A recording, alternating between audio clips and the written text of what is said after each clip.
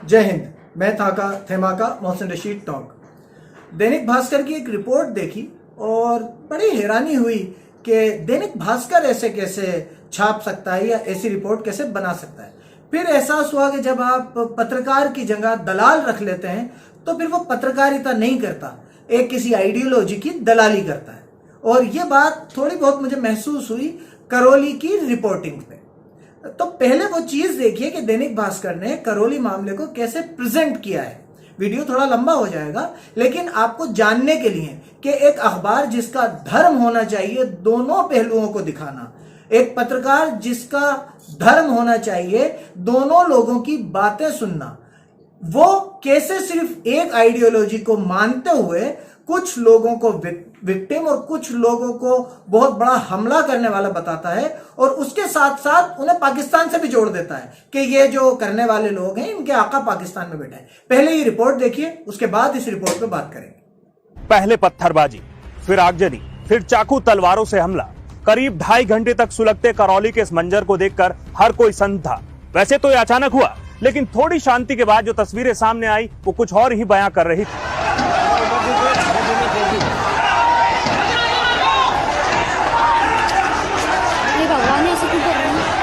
छतों से बरसाए जा रहे पत्थर और हथियारों से लैश नकाबपोश उपद्रवी ये उस साजिश का हिस्सा थे जो करौली में अमन चैन को भंग करने के लिए रची गई थी।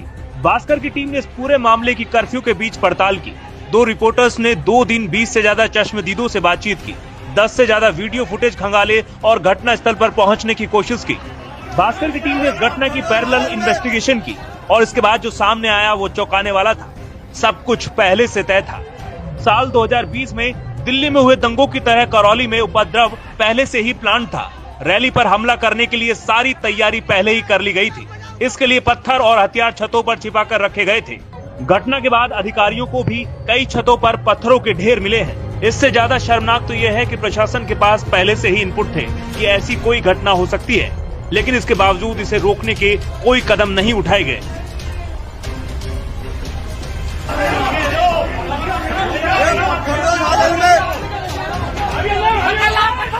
घटना से एक दिन पहले पॉपुलर फ्रंट ऑफ इंडिया ने ऐसी घटना होने का अंदेशा जताया था, जिसे प्रशासन ने गंभीरता से नहीं लिया। जैसे ही पत्थरबाजी प्रारंभ हुई जबरदस्त तरीके से दोनों तरफ से, मकानों से, मस्जिदों से, तो ऐसा लगा कि ये प्री प्लान है। लगभग 2 या 3 ट्रॉली के करीब पत्थर, खंडे, ईंट, सारा कुछ उन्होंने बरसाना शुरू कर दिया। भगदड़ मच गई और जिसमें कई लोग बुरी तरह घायल हो गए। मैं स्वयं उस मौके पर नव संवत्सर पर निकली बाइक रैली जैसे ही फूटाकोट से आगे परकोटा में पहुंची, अचानक चारों ओर से छतों से पत्थर बरसने लगे, जिससे रैली में अफरा तफरी मच गई। इससे पहले कि लोग संभलते, कुछ नकाबपोश उपद्रवी हथियारों से लैश सड़कों पर उतर आए और रैली में शामिल होकर लोगों पर हमला कर दिया। यही नहीं, इन उपद्रवियों ने बाइक और दुकानों में आग लगा दी। इस दौरान बाजार में हो रहे इस तांडव के बीच फंसे बच्चे और महिलाएं मदद के लिए चीखने लगे, लेकिन इसके बाद भी ये सब कुछ देर तक चलता रहा। करौली की हिंसा एक बड़ी साजिश का हिस्सा थी। ये इस बात से भी साबित होता है क्योंकि सरहद पार बैठे इन उपद्रवियों के आका करौली में लगी इस आग में घी डालने का काम कर रहे थे। जिस दौरान आगजनी चल रही थी, ठीक उसी वक्त पाकिस्तानी मीडिया में झूठी खबरें फैलाकर लोगों को भड़काने का काम किया गया। करौली में फिलहाल शांति है। वहीं प्रशासन ने इन उपद्रवियों की पहचान कर उन्हें गिरफ्तार किया है, लेकिन इसके बाद भी लोग अभी दहशत में हैं। जो भी वीडियो है उन सबको खंगाला जा रहा है और उसके आधार पर जो लोग हैं जिन्होंने ऐसी घटना को अंजाम दिया उनको चिन्हित कर लिया गया है और आगे भी टीम लगी हुई है। करौली की सूनी गलियों में आगजनी के निशान, बिखरा सामान और पत्थर ये बताने के लिए काफी है कि भले ही यहाँ साजिश नाकाम हो गई हो, लेकिन आपसी भाईचारा और समझदारी बेहद जरूरी है। इसी के जरिए ही साजिशों को नाकाम किया जा सकता है। फिलहाल इस स्टोरी में इतना ही। बने रहिए दैनिक भास्कर ऐप के साथ। तो ये थी दैनिक भास्कर ऐप की रिपोर्ट। अब मैं आपको ये जो चिल्ला चिल्ला के इंडिया टीवी वाले स्टाइल में पीछे से एक पत्रकार बोले जा रहा है या जो भी जिसने भी वॉइस ओवर दिया, उसने वीडियोस और वॉइस ओवर को शानदार तरीके से मिक्स किया है ताकि पूरी तरह माहौल जो है वो मुसलमानों के खिलाफ बन जाए। इस बेचारे जो भी आदमी है, ये मानसिक रूप से मुझे सही महसूस नहीं हुआ। इन्हें बताना चाहूंगा, बेटा आपने जो शुरुआत की है ना कि पहले पत्थरबाजी फिर आगजनी, आप एक चीज भूल गए। आपको कहना चाहिए था पहले उकसाने वाले नारे, उसके बाद पत्थरबाजी।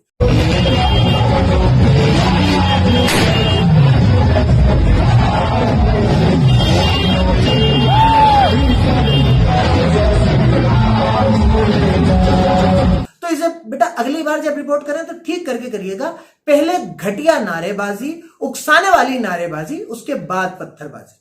उसके बाद आप यहीं नहीं रुके, आपने कहा नकाबपोश उपद्रवी। तो नकाबपोश उपद्रवी के साथ एक चीज और कह देते, भगवा गमछा डाले हुए उपद्रवी। तो क्या होता कि अगर आप तक वो वीडियोस नहीं पहुंचे, आपने कहा तो कि सारे वीडियोस की पड़ताल करने के बाद, तो हो सकता है भाई सीधे लोग हो आप तक ये वीडियोस नहीं पहुंचे होंगे। ये वीडियोस मैं दिखा देता हूं, देखिए कैसे गमछा, भगवा गमछा डाले हुए उपद्रवी है। ये भी आपको कहना चाहिए था, खाली नकाब पोश से काम नहीं चलेगा, क्योंकि इनके वीडियोस भी आ चुके हैं। थोड़ी बहुत जांच और पड़ताल हम भी करना जानते हैं। उसके बाद आपकी एक अलग ही लेवल की पत्रकारिता दिखी। आपने कहा हमने 20 से ज्यादा लोगों से बात, चश्मदीदों से बात की, लेकिन आपको मिला ये टुंटा एक।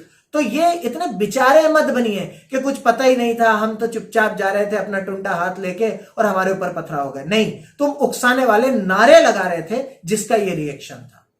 यहां पर जो 20 लोग मिले थे, उनमें से 2-4 के इंटरव्यूज दिखा देते मेरे भैया, या 20 में से 10 मुसलमानों को लेते, 10 हिंदुओं को ले लेते।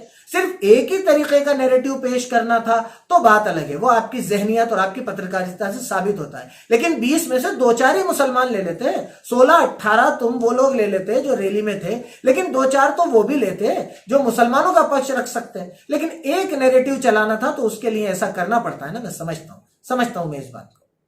उसके बाद तो इन्होंने भला की अजीब बात कही। पहले रिपोर्टिंग में कहा कि ये सब पहले से प्री प्लान था, बाद में रिपोर्टिंग कहा कि पीएफआई ने 1-2 दिन पहले ही कह दिया था कि झगड़ा हो सकता है इस रैली में। तो भाई थोड़ी सी अकल का इस्तेमाल करो, सिर्फ भसड़ मचाने के लिए रिपोर्टिंग मत करो। अगर मुसलमानों का प्लान था कि भाई ये ऐसा करना है तो पीएफआई इसको बाहर क्यों निकालेगी, कोई मुसलमानों का संगठन इस चीज को आउट क्यों करेगा, शिकायत क्यों करेगी। और अगर पीएफआई ने शिकायत की थी तो ये रैली निकालने वालों का प्लान होगा कि ऐसे नारे लगाने हैं और इस पे झगड़ा करना है। तो एक ही नैरेटिव के पीछे ऐसे मत भागो। हाँ, तुम्हारी इस बात को मैं मानता हूं कि अगर पीएफआई ने कहा था तो ये जरूर इन रैली निकालने वाले ऑर्गेनाइजर्स का प्लान होगा, जिनके ऊपर भास्कर को भी रिपोर्ट करना चाहिए और पुलिस को भी एक्शन करना चाहिए, बहुत तगड़ा एक्शन लेना चाहिए। उसके बाद ये कहते हैं कि हर जगह बाइक्स और दुकानों में आग लगा दी गई। बिल्कुल सही बात है, लेकिन बेचारे क्या है, बहुत सीधे हैं ये भास्कर वाले, और सस्ते सस्ते पत्रकार रख रखे हैं। तो इन्हें पता नहीं है कि किस ऑडियो के साथ, किस वॉइस ओवर के साथ कौन सा फुटेज चलाना चाहिए। जब आप आग लगाने वाले वॉइस ओवर की बात कर रहे होते हैं तो आपको वही दिखाना होता है जो लोग आग लगा रहे होते हैं।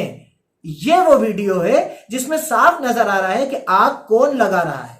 तो ये उस वॉइस ओवर पे ये वाला वीडियो आना था। भैया आगे से कभी कोई वीडियो नहीं हो तो मुझसे जरूर राब्ता कायम कर लेना। नाम आपने सुन ही लिया होगा, नंबर वीडियो पे मौजूद है। तो कभी भी भास्कर को कोई ऐसी रिपोर्टिंग की जरूरत पड़े जहां आपके पास कंटेंट नहीं हो वॉइस ओवर के अकॉर्डिंग, तो मुझसे जरूर राब्ता कायम कीजिएगा। इंशाल्लाह कैसे ना कैसे आपके लिए अरेंजमेंट करेंगे।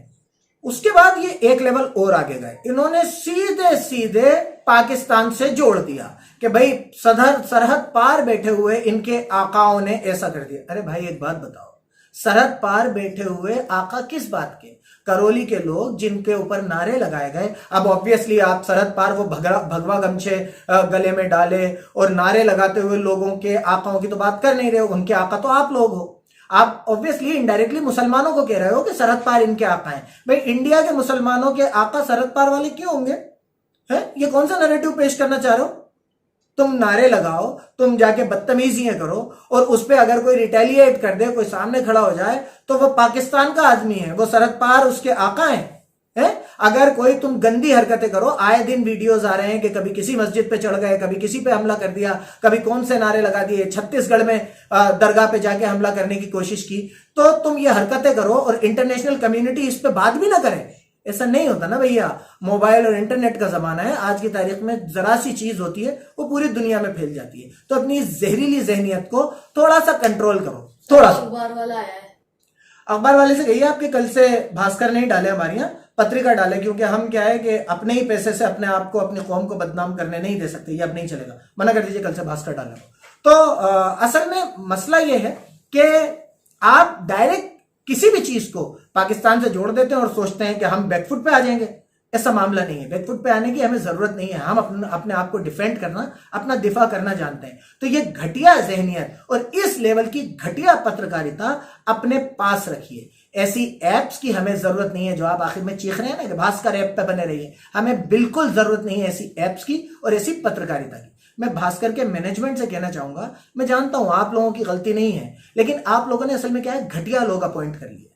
आप लोगों ने वो लोग अपॉइंट कर लिए जो सिर्फ मुसलमानों से कमा के, हमारे घरों में अपना अखबार डाल के और हम ही से पैसा कमा के और हमारे खिलाफ जहर परोसना चाहते हैं। तो क्या है, ये स्ट्रेटेजी अब चलेगी नहीं। 20, 30, 40 साल पहले तक ऐसा होता था कि सब इसमें रहते थे कि चलो कोई बात नहीं, लेकिन अब जिस गंदगी पे आप उतर गए वो गंदगी हमसे अब पचेगी नहीं। तो अपनी इस घटिया पत्रकारिता करने वाले लोगों को थोड़ा सा लगाम कसिए, इनके लात मार के असल में पत्रकारों को अपॉइंट कीजिए। ये जो लोग आ गए ना, जो आपके अखबार के और आपके ऐप के माध्यम से, भास्कर के नाम के माध्यम से जहर परोस रहे हैं, एक मुसलमानों के खिलाफ, मुस्लिम कम्युनिटी के खिलाफ एक नैरेटिव बिल्डअप करना चाहते हैं, इन लोगों का नुकसान नहीं होगा, नुकसान आपका होगा। बड़े फख्र से कहते हैं ना, आपके नंबर 1 अखबार, नंबर 1 को बहुत नीचे गिरते में वक्त नहीं लगता। इस बात को समझ लीजिए। बहुत बहुत शुक्रिया। मैं था का थैमा का मोहसिन रशीद टोंक।